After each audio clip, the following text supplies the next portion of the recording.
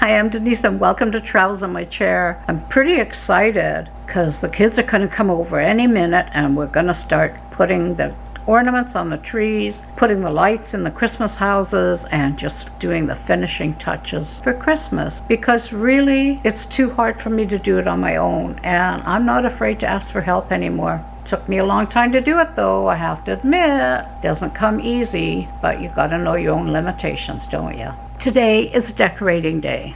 We started last week, had a lot of fun, but today the kids are coming over and we're going to do the trees. So there's a bare naked tree right now, and there's another bare naked tree over there hiding, and pretty soon it'll be chaos. Total chaos. This is the pile of stuff that has to go back under the house. And these are the houses that aren't lit up yet. Can't do any of that until the kids get here, you know? But really, the little grandkids are going to come over today, 4 years old, 6 years old, and 8 years old. And we have two trees. One we call the bird tree, and it is filled with birds, mostly from the dollar store. And then the other one is a tree that's filled with all the memories. And you guys, I know the trend this year is a Christmas tree just covered with mountains of lights and no bulbs. But you know what? Christmas to me is tradition and memories. Gone are the years when we would just go all out and do the house.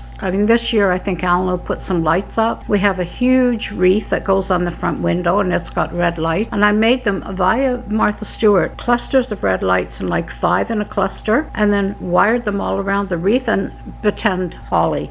Works. And I finished painting my Christmas cards. I was going to stamp some brown paper, like, remember in the old days you cut out an apple or make a star out of a potato? I started doing it and I was going to show you guys how I did it, and I was all eager.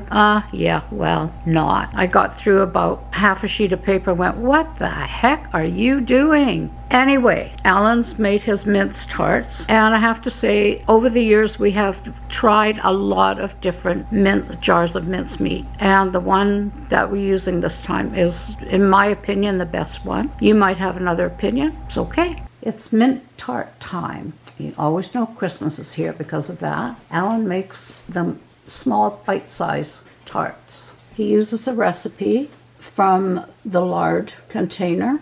Some people I know like to use butter, so whatever your preferred pastry choice is. And then he cuts a little circle out and then sprinkles them all with a powdered sugar. And here's the finished product. People like them, you know, because they're bite-sized, they're small. There's the empty. You can use any kind of small muffin type tin, but with that powdered sugar on them, and they're just so tasty. The family and friends go crazy for them, super crazy, and they are so tasty.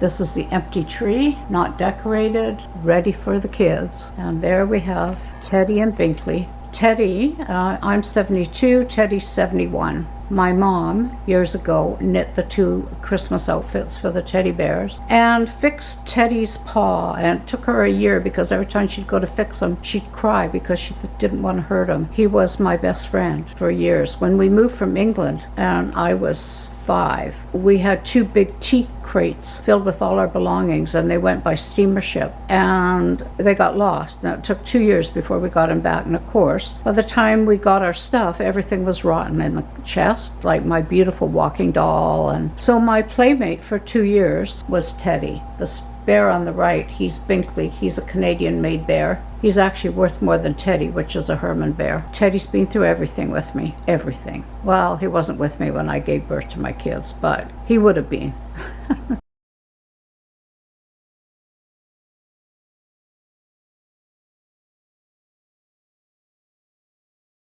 Your twine, and then you start collecting whatever greens, anything that doesn't shed.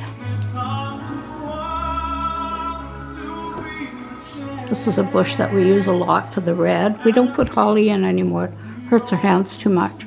And then you tie the bundle together with the green twine or wire if you prefer, and then put it in your phony wreath. Wreath making day. Every year I do 3 wreaths. Each wreath has 5 bundles of assorted greens, and the bundles, you know, you want them to be the size that'll fit on the wreath. This year we found this ivy. And we're going to put that in. Not really good in a cold prairie climate. I would think that the leaves of the ivy would shrivel. Some of this other stuff, we've got cedar, fir, hemlock, you name it, we got it. And it's beautiful and sunny outside. Today's the day. Getting ready for the holiday season. My Santas, some of them go back to the 80s. That one is one of my favorites. This one given to me by a friend, and that one given to me by a friend. And these two are tree toppers, but I like them just as they are. Of course, the first thing that goes on the tree, Santa Claus.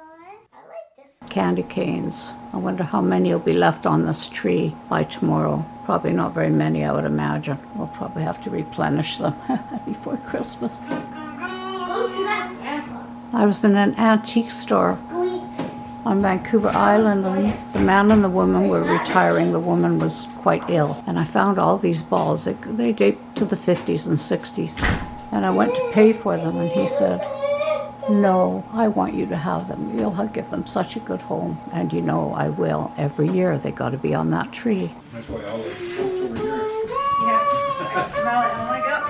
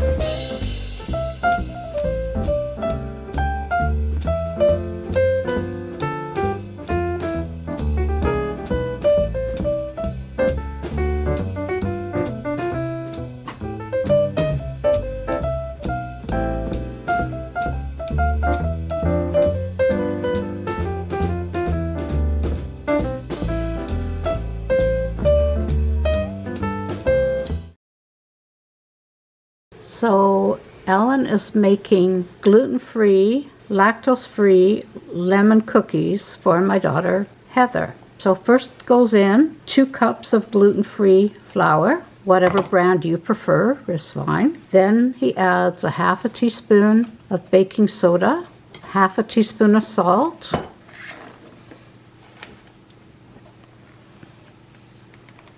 and approximately a tablespoon of lemon zest. And he stirs that all up, or you could sift it if you find that easier. So next step is you're going to start doing the wet ingredients. The first thing you're going to do is you want to cream half a cup of lactose-free butter and a cup of white sugar. And Allan just does it in our KitchenAid because, you know, it's a great mixer. And hey, it's a Christmas color too. So while the mixer's going, you add a well-beaten egg, a teaspoon of vanilla, good vanilla extract, always important, and then he's adding 2 tablespoons of the juice of the lemon. Now to this mixture, he is now going to add the dry ingredients, which is 2 cups of gluten-free flour, half a teaspoon of baking soda, half a teaspoon of salt, and a tablespoon of lemon zest. And when that's all mixed, the cookies are ready to go. So while the oven is heating up to 350, in the end the cookies will bake for between 15 and 20 minutes. So meanwhile, Allan is going to pre-make the glaze, which is 2 cups of icing sugar, 2 tablespoons of lemon zest, and 1/3 of a cup of lemon juice. And that all gets mixed together.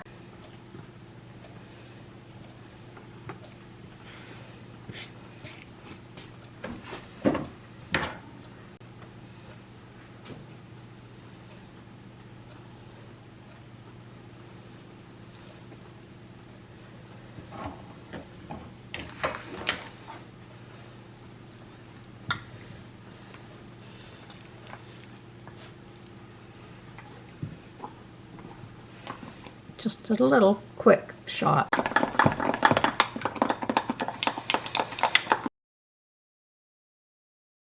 So this is a non-greased pan. Yep. Okay. So you just make small balls, about, I don't know, about the size of a golf ball maybe. This recipe will make, depending on the size of your cookie, a couple of dozen, give or take. So now he just flattens them with a fork. Like I say, they're going to bake in a preheated oven. And then after they come out of the oven, he lets them cool. Do you let them cool till they're really cold or just still warm? I'm not showing you. Okay, I'm showing you. There, everybody, there he is. Do you let the cookies get cold or just warm? Cool. You cool. Let them cool. Okay. So the He lets the cookies cool when he comes out of the oven. Or not he, but the cookies come out of the oven. And then he puts the glaze on. And that's what makes them delicious.